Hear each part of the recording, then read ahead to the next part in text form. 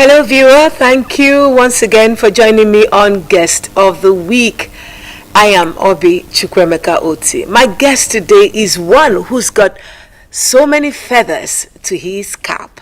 Yes, I'm talking about a man with who is a FIFA licensed agent and football administrator, and then he's also a business mogul.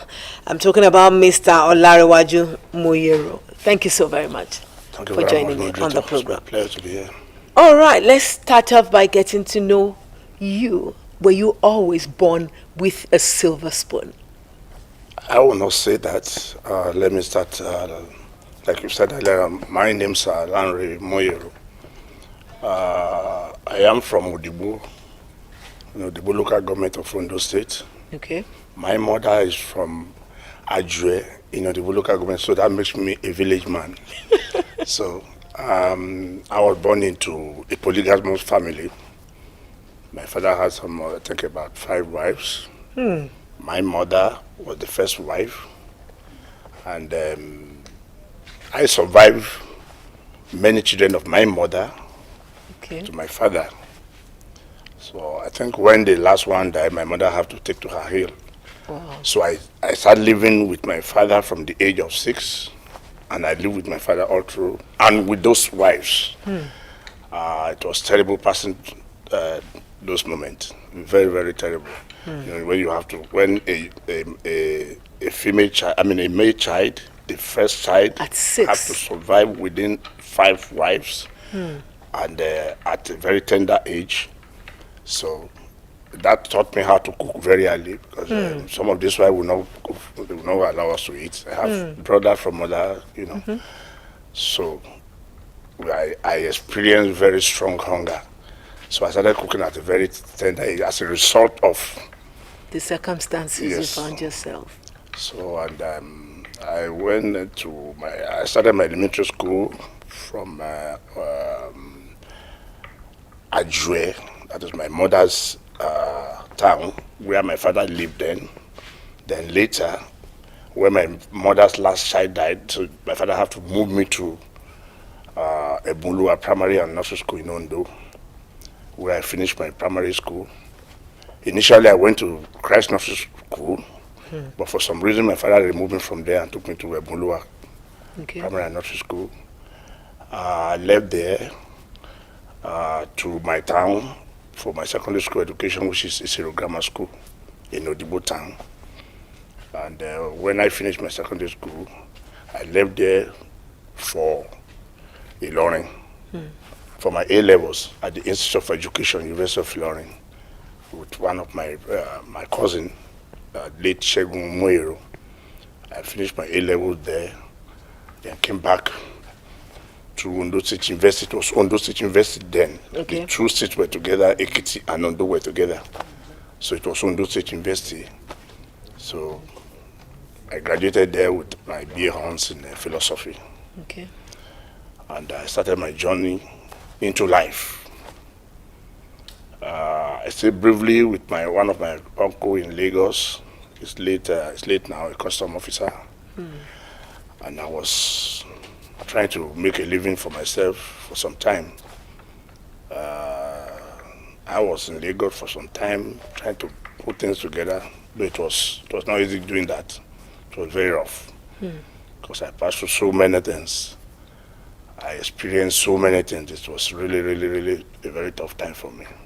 From what you're saying, even from a very tender age, at cradle, you had to face challenges early in life. Yes. What was that thing that you would say kept you going in all of those times? Yeah, the motivation I had then was my father. My father was well, if that period was to be measured, he was a very rich man in Ore. Very, very rich. He was the first distributor of Nigerian breweries then in Ore, a big farmer.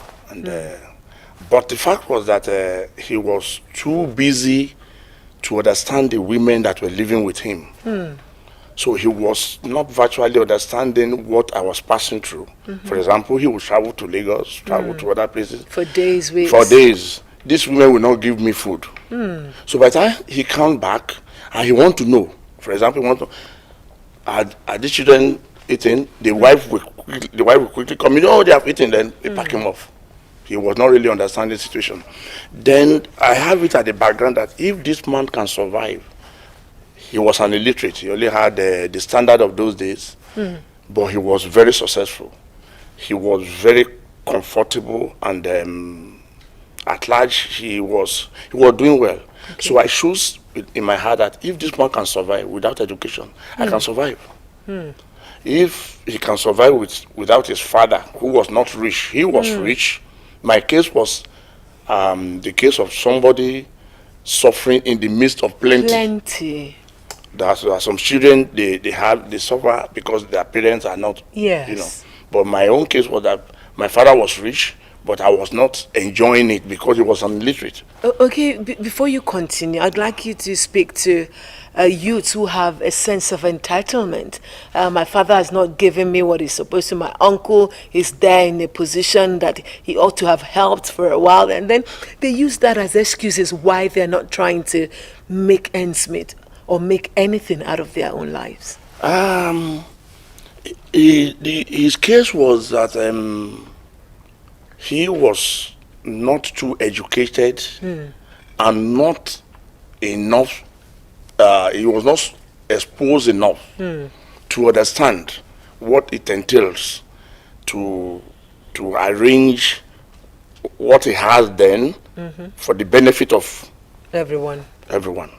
But he was very much okay, and he was a kind-hearted man. But the level of his exposure and education does not permit him to know beyond what he knew. He ought to, bring in for us to.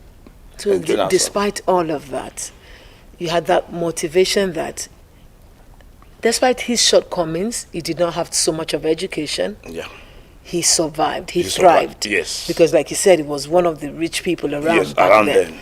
And so, why would you not? Even arming yourself with education, and then trying to also. I was determined to be educated because I felt that was the only way that I can go go higher than him. And I decided to design a life that will enable me to reach out more than he was then, to enable me to build a life that will reach out to everybody around me. So I decided to stay focused. All right, you stayed focused. Yes. You were motivated to do much more than your father ever did in life.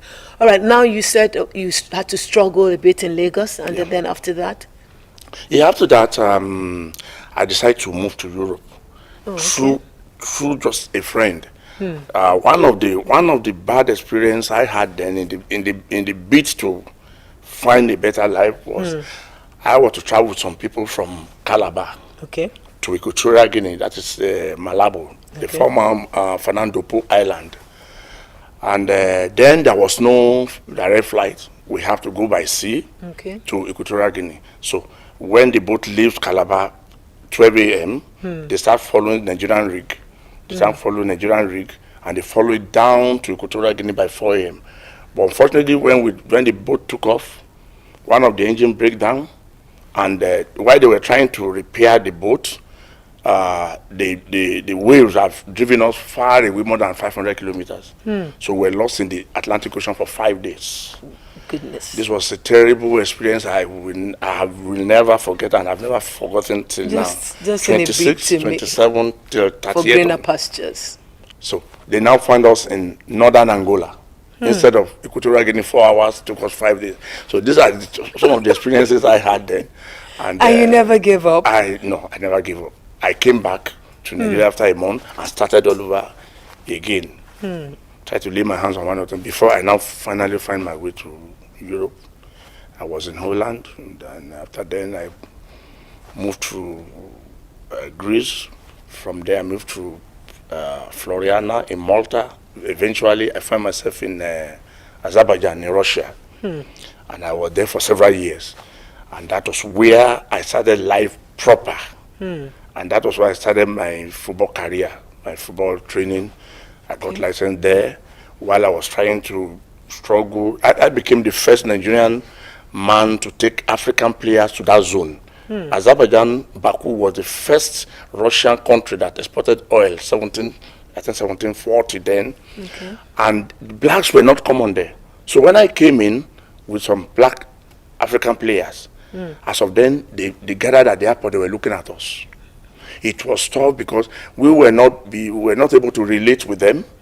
Language barrier. Yes, we couldn't. They speak Russia, but they speak another language called Azari language. Okay. So I have to wait, learn after 6 or 7 months before we were able to start mingling with people, and it was tough because at the stage, because we were not able to mingle on time, we have to start working while training the boys until when eventually God smiled on me. One day I just ran into a British man. He was a journalist, the only British journalist in that country, Azerbaijan. He found me one night while I was sitting in the pub trying to think of what to do tomorrow to feed my boys, to feed myself.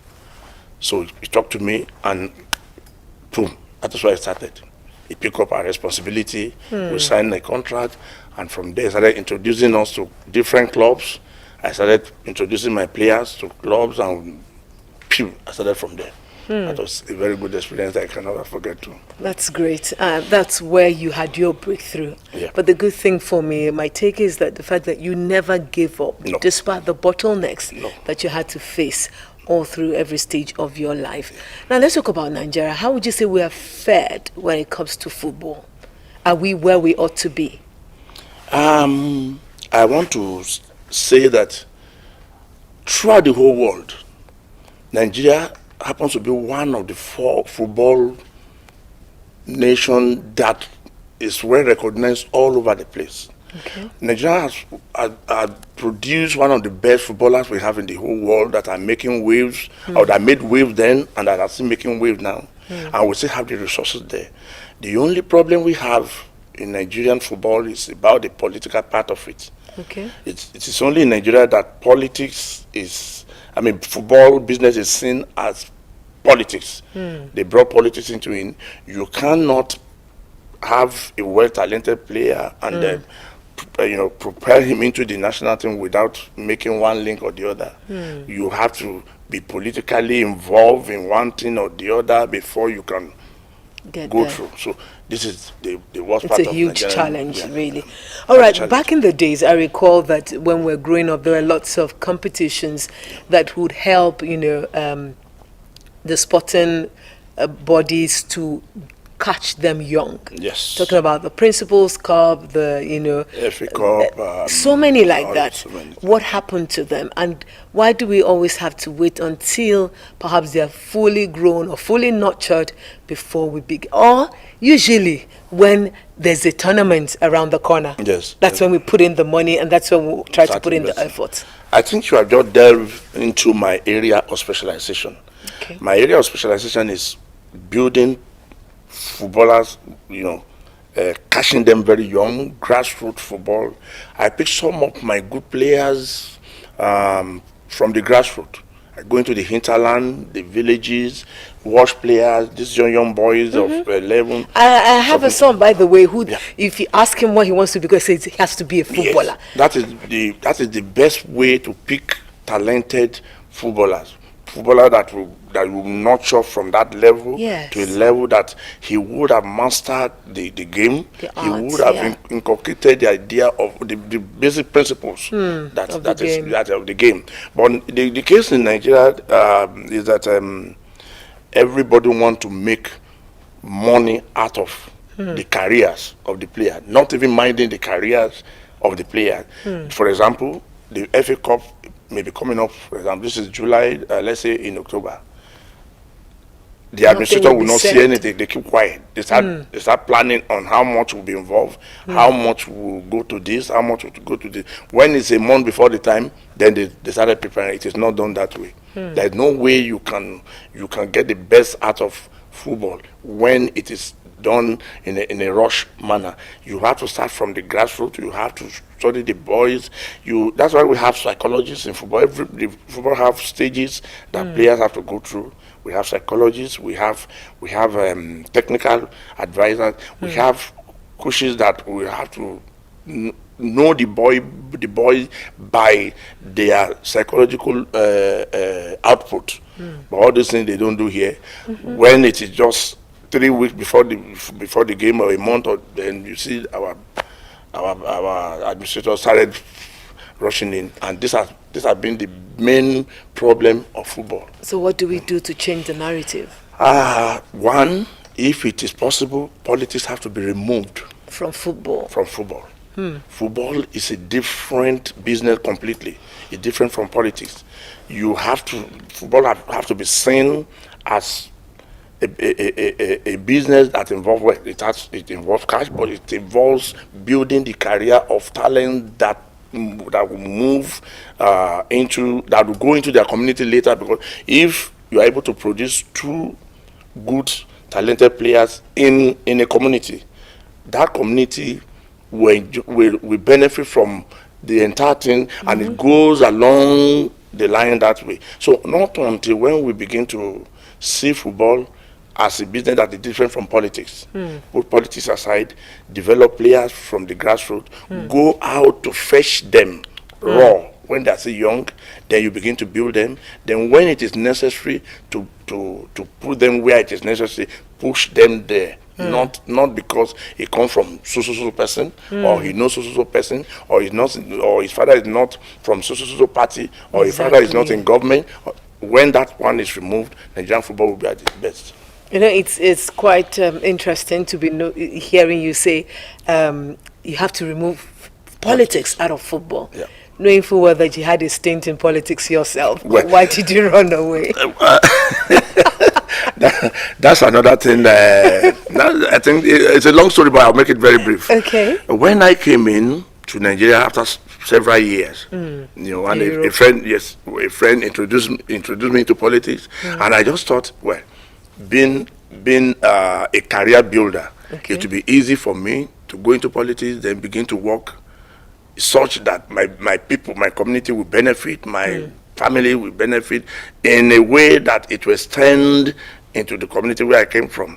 I told you I am from the village. My father is from Odigbo. My mom is from Majue. So that was this cross-fertilization of culture and other things there. So my idea was that, okay, if I come in, I will be able to put in something, use the politics to develop my people. But when I got in there, I decided it was a different thing completely.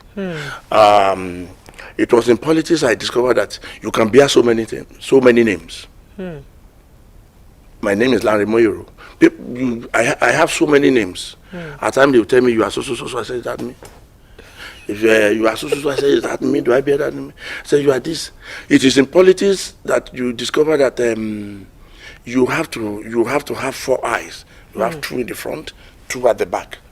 So you wash with the back, you wash with the front. If you are not smart enough, the one there have to be another one here. So On the sides as well. I am not built for that. So I opted that completely. To run. And I don't intend to go back there again. I have my peace. I'm enjoying myself now.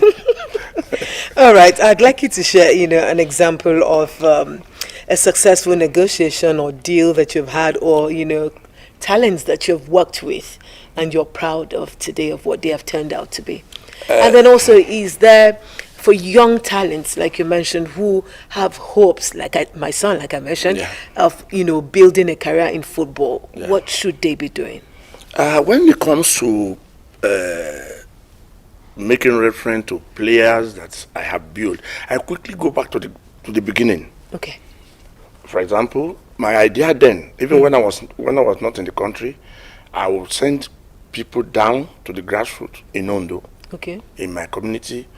Go, please fetch young, talented players. I have managers here then who goes out, coaches that goes out. For example, I pick a young man then. I was a young boy then in Ondo town. Kayode Bekoyi.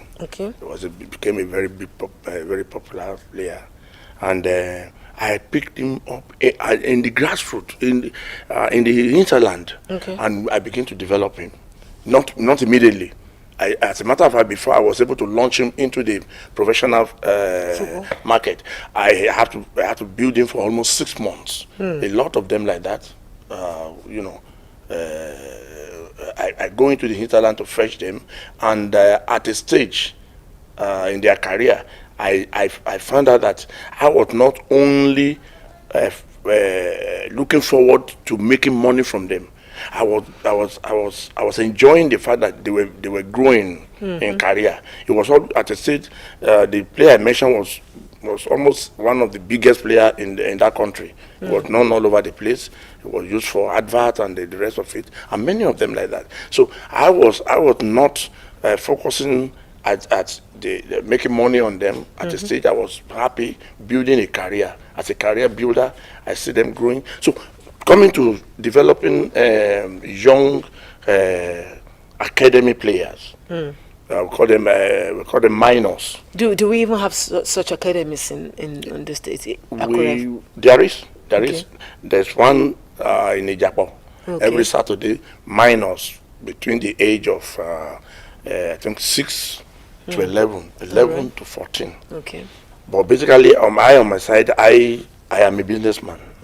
So I pick players from the age of 16, build them 17, 18. Okay. At 18 they are matured. But anything lower than 18, they call them minors. You cannot negotiate on them. Okay. You can only build them. Okay. Place them in academy. There are some academies for such minors in Hungary, in Bulgaria, in this country, the Czech Republic. Okay. There's I think about 1 or 2 in Sweden. Finland, we have in Copenhagen, in Denmark. So these players, you build them at that stage, put them in the academy, have an agreement with the academy, then they begin to build them for you. So when it's 17, you come back, you sit down with them. This boy is going from 17 to 18 to mark. Okay, so you do that already now. You fetch them as young as they are? Yes. Between 11 and 16, 17, then you take them to any of those countries? I have agreement with some of these clubs, especially in those areas, Hungary, Prague, and then you build them to that level, then you begin to work on them to the market stage. Okay, and then when they are up on that stage, you now come back. You now sit down and talk. All right, could you tell us how it's been being a FIFA licensed agent? I will say it's a wonderful experience because I concentrate more. I think it's more or less my basic business. Okay. I concentrate more in football administration, and because I've been able to build contacts with clubs all over Europe, it's been in the Scandinavian, the Middle East, Kuwait, Oman, and some other part of Middle East.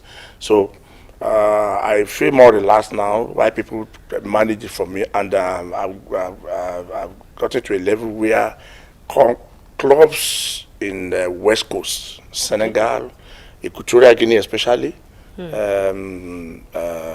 d'Ivoire, Cameroon, when their player get to a level that they want to market him big, some of the club call upon me, come and market this player for us. Okay. I go there, sign a contract with them, pick the player, go out, get a club, come back to tell them, yes, I've gotten a club for your player. So we go into agreement. Okay. The player goes, I take my stipend, and I come back. And I think I'm enjoying it. Such stipend indeed. All right, now, but what advice would you give to people who are aspiring to become football agents like yourself, in order to, talking about obtaining FIFA license? The first thing they must have in mind is that it is not just a money-making business. Venture. It is a career-building business. They must have the ability of having enough patience, because football is capital intensive. Okay. And when, for example, you invest up to 5 million on a player, and as of the time you're expecting your money back, returns, it is not forthcoming. You may prepare 500 players on a scouting program. You may not be able to pick more than 7. Out of these 7, when you take them abroad, you may not be able to dish out more than 3 of them. Okay. The first thing a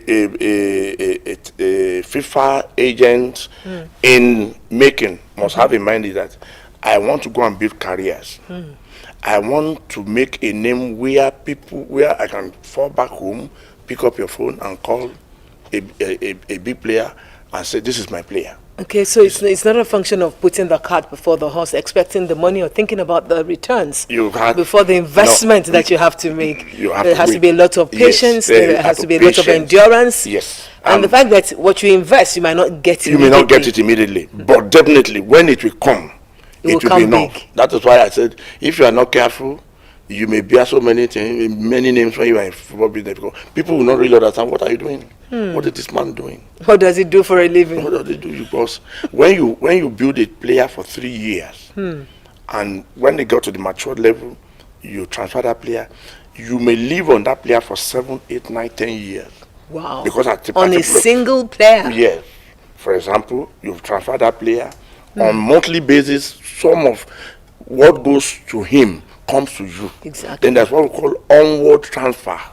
When for example, you transfer your player to Manchester United this year, if next season Manchester United is transferring that player to another club, you are involved. Another club, you are involved. Another club, you are involved. Another so club, any sale, you've got to cut. And the FIFA does not permit you, for example, they transfer a player for $3 million, and your own commission, for example, is 10% out of 3 million. Okay. That's $300,000. The FIFA does not permit you to take the whole the lump sum.